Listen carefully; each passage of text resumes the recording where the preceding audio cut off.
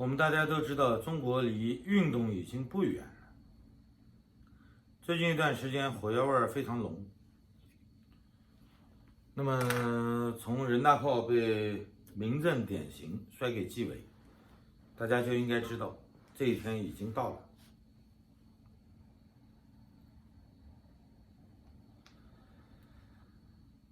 习胖在政治局工作会议上宣布，非常长的一段话。其实他这个要求规划起来很简单，他说的比较拗口。他说要做好长期，这叫较长时间应对外部环境变化的思想准备和工作准备。你把它翻译成人话，就是准备长期锁国，对抗整个世界。因为他这个讲话中没有提到任何有关经济增长的目标，他重点提了3个：第一个，全国范围内复工；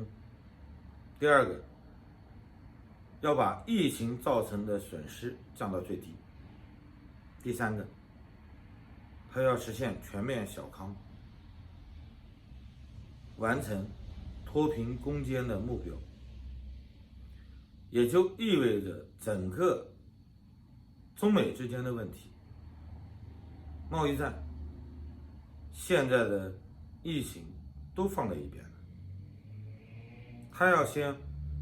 在内部形成统一，这不是他要求全党统一就能统一的东西。我们知道他已经影响到生活中的每一个人了。他对内是以哄骗、以政治高压为主的。无论是原先他提出来的一些方案，还是他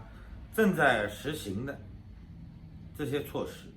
无一不在表露，他不仅要左转，而且要转得很彻底。那么外部世界会有什么较长时间的压力给他呢？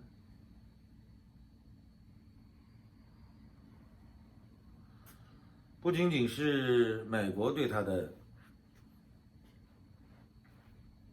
贸易政策的调整，现在全球各国因为疫情前期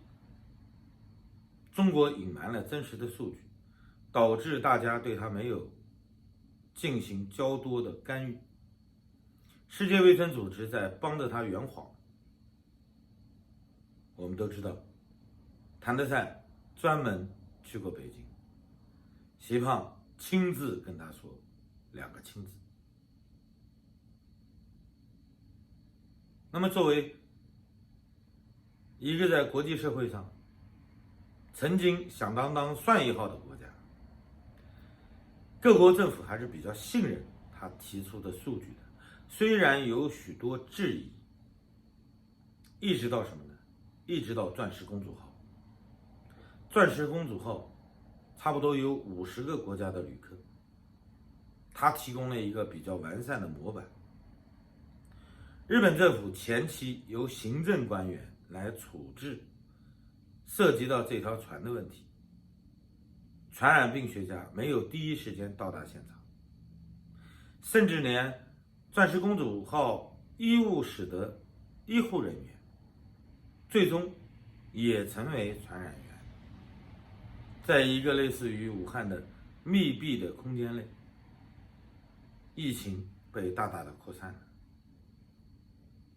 即便在这种情况下，还有一些国家盲目的信任中国，譬如柬埔寨。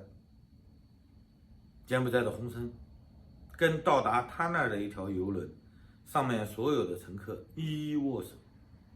并且放行。蔓延到世界各国的这场灾难，中共有不可推卸的责任，而且国际社会必将进行追讨。外向型经济因为全球经济的冻结，暂时不用去想了。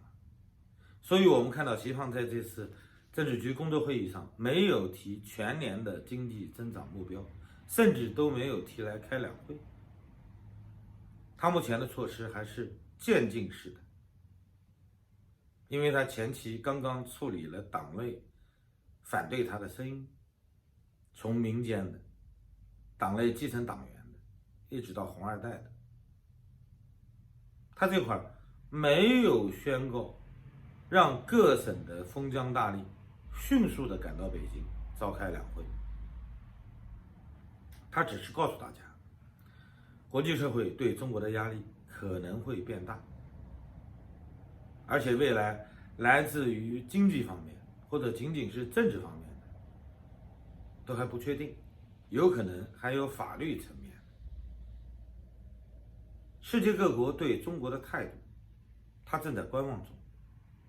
他现在要做的是让全体中国人，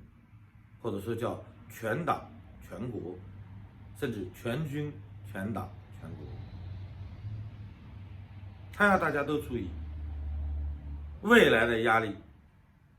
可能真像他说的，大海要先翻小池塘了。他有一些幻觉，大家不容易理解，认为在现代社会到了他这个位置上，为什么还会看不清？登基仅仅6、7年的时间，把一手好牌打得稀糟，许多人到现在还在怀念前期中共的一些领导人，虽然他们吹拉弹唱，或者哪怕是面瘫不表态，但是毕竟中国的经济是向好的，在政治压抑的情况下，经济基本上算是搞活了，或者说有更多向好的迹象，人们还在默默的忍受着。那么到了今天，经济也完了，政治上你还要玩高压，在全国范围内不允许任何异议的声音，包括本党同志。这个问题已经越来越明确了。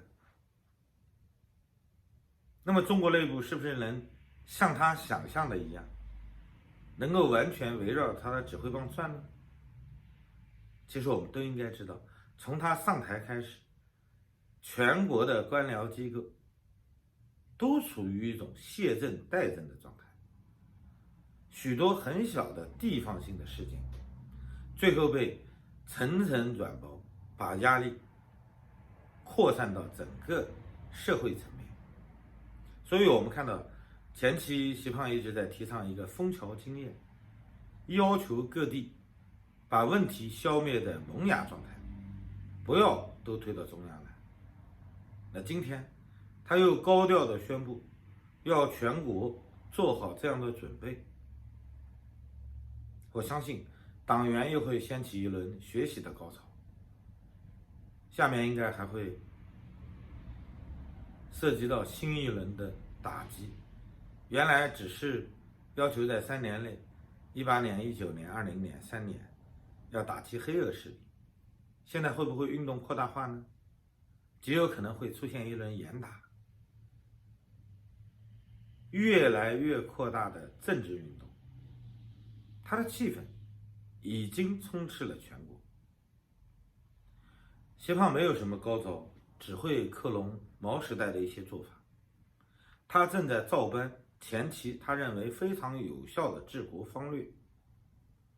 在一个大家认为已经进入了现代化、正在富强中的中国，他在调动起全体中国人来对抗整个世界，他认为他是能做得到的，他会走出一条自己的道路，在中国历史上乃至世界史上留下一个记号。从他青年时代，这应该是他长久以来保持的一个想法，他从来没有变更过。这个陕西人娃应该来说有自己坚定的信念，我们看起来很可笑，但是他把整个中国变成了一个笑话，大家都知道他在说谎，但是恰恰他自己相信了他向整个世界阐述的这些谎话。他一生最大的成就就是说服了自己，他认为他做的一切对中国都是对的，对整个世界有引领潮流的这种方向感。其实直到今天，他还没有认为他错了。整个中国陪着他玩，一个国家哄着一个精神病在玩，而且到目前为止，我们看不到一个明确的能够推翻他的力量。党内是有一些声音要对他所有的政策进行检讨，但是仅仅来纠正他的错误，就能改变中国吗？中国的问题是中国共产党执政以后造成的。中国每次都在有100万个选择机会的时候，选择了一条最不可能的道路。这种方式已经延续了几千年了。每一次在中国有向好迹象的时候，都会选择一个错误的方向。我们有过曾经非常辉煌的历史，在人类历史中，很少有像中国这样的国家。每一次爆发出新的思想，有百家争鸣的时候，都会被快速的阉割掉。2500年前，中国就拥有了一大批思想家，但是最终我们看到的是大一统。从大一统以后，连封邦建国都变得名存实亡了。到了近代，中国每次出现的这些改朝换代的人，都在用带有时尚元素的东西在迷惑大家。中国从来就不是一个现代社会，到今天也没有成为一个现代国家。所以习胖的这种想法在中国是有一定基础的。如果大家要是不推翻心中对帝制的这种膜拜，中国就不可能改变，至少不可能彻底的改变。所以不要忽略了他今天发出的这种讲话对全国的诱惑力，他极有可能在全国形成一次新的群众运动。政治运动在中国都会扩大化的，所以它必将影响到我们每一个人。谢谢大家，再见。